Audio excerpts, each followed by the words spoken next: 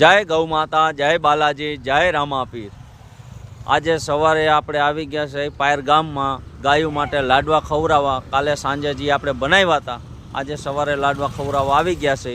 આજે તારીખ છે 15/7/2026। ભેડકાના દાંત હતા રામભરોસે, એક ગોળનો ડબ્બો હતો ભરતભાઈ કકડ તરફથી, અને એક તેલનો ડબ્બો હતો હસમુખભાઈ સીતાપરા તરફથી હતો। ગાયો માતા એને જાજુ આપે।